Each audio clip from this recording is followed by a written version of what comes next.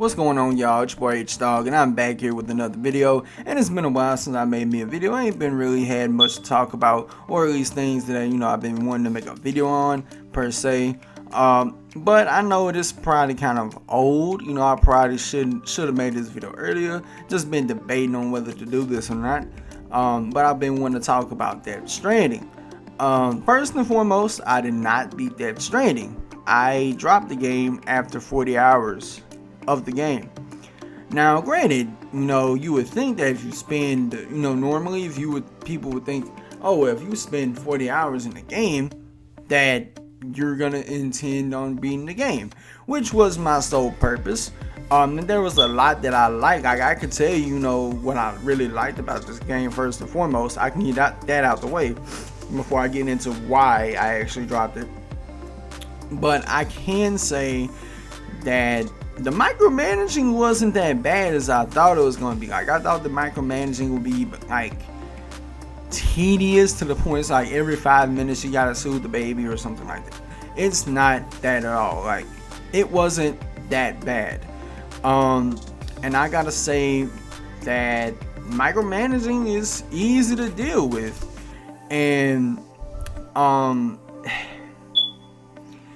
like I was saying, micromanaging easy to deal with. I like the online aspect of how, say during a boss fight, you could have a player just randomly pop in and you could just see a hologram of them just tossing you stuff like blood grenades, EX grenades, blood bags, you name it. He's over there tossing you shit like a damn frisbee. Hey, here you go. It almost made me. It was almost reminiscent. Well, it was reminiscent. When it comes to the boss fights themselves, and this is going into spoilers. When it comes into boss fights themselves, primarily the ones you get into with the BTs, it kind of reminded me of those weird kind of boss fights with the enemies that you would encounter in Metal Gear Solid 4 and 5. That's what it really mainly reminded me of, because how tricky and weird it was.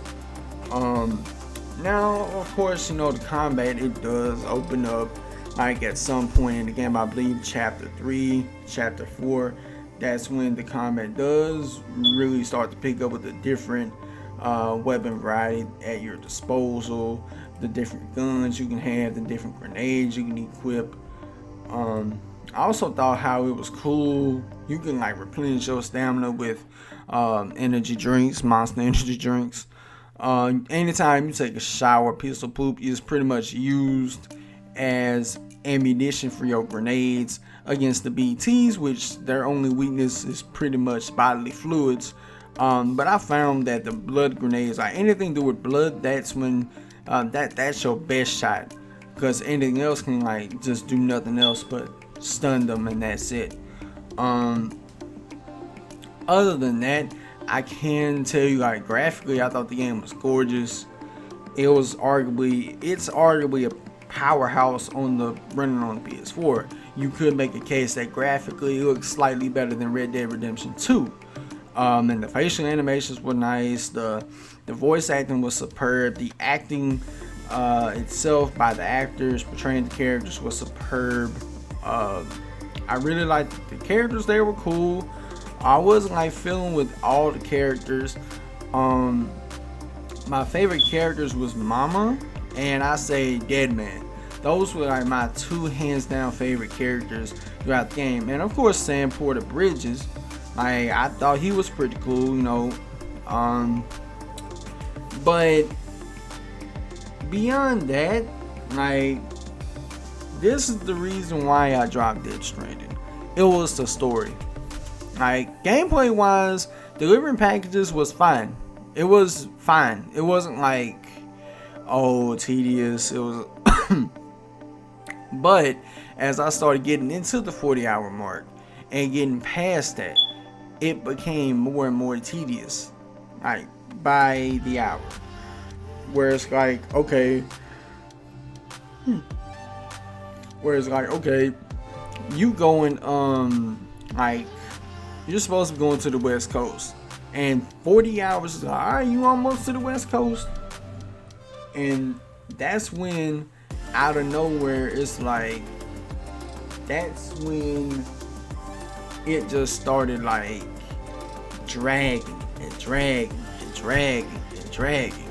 Like I'm like, bro, I'm waiting to get to the West Coast so I can get done with this game. And honestly, I was in the combat, like when you get into the combat sequences, and the game does have glaringly bad pacing issues. When you get into the combat sequences, like with someone like Mads Mikkelsen's character Unger, when you get into it with him, like it's like it's weird at first. It started growing on me, you know, as I kept playing the game. But I dropped this game after 40 hours because of the story. Like the story not only kept dragging forever and ever, it was arguably, I can make a case that, and don't get me wrong, I understand all the political innuendos, I understood all the metaphors, I got all that down to a T. But my thing is, it just did not feel like this was Kojima's best story. This was not Kojima's best story by a long shot. I think this is arguably one of his worst stories ever that he's ever put together in a video game. I can tell you that Metal Gear Solid 4 and 5 both had better stories than this.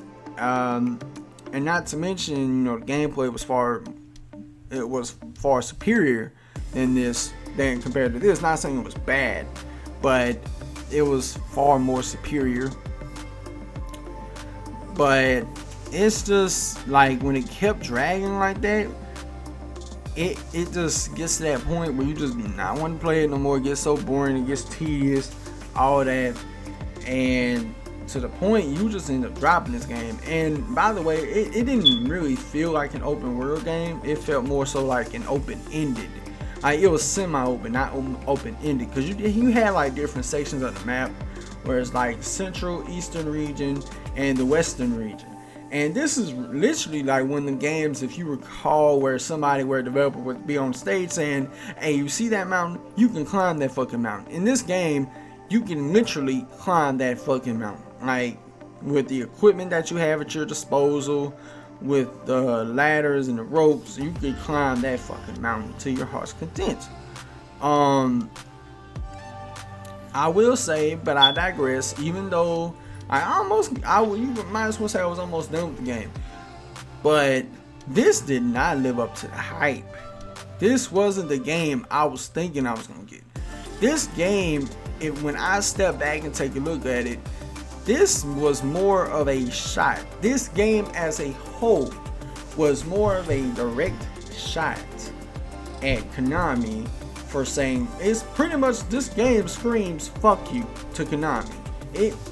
This game, when you look back at it, pretty much to me looked like Kojima just said, fuck you, Konami, I'm gonna make something that somebody's gonna actually let me make.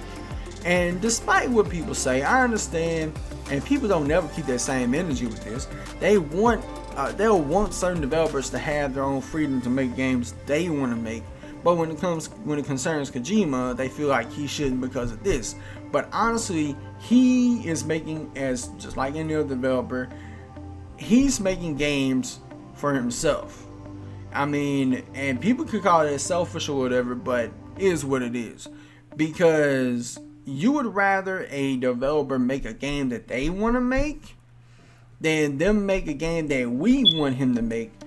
Because if a developer, I feel like if a developer makes something that they don't want to make, but they're making it for us, sure, you can say we'd be happy, but the developer may not be happy in the long run. And if you're one of those people say, well, I don't care about a developer's happiness, then why are you buying the game? Simple as that. I know I just went off in a tangent, but it is what it is. But with that being said, that's enough of my ramblings. I can end this video by saying this is the most overrated game in the history in this generation, it's arguably the most overrated game this generation, hands down. I could say it was a disappointing. It was disappointing mainly because I was expecting it to be a Metal Gear, being a Metal Gear spiritual successor, but it really wasn't. It was, like I said, it was more of a fuck you to Konami. Then I think the next game he'll make can end up, going back on track, going back to the drawing board, all that. But with that being said, let me know what you think in the comments below. If you enjoyed this video, hit the like button and think about subscribing for more content. Until next time, it's been your boy H-Dog, and I'm signing out. Peace.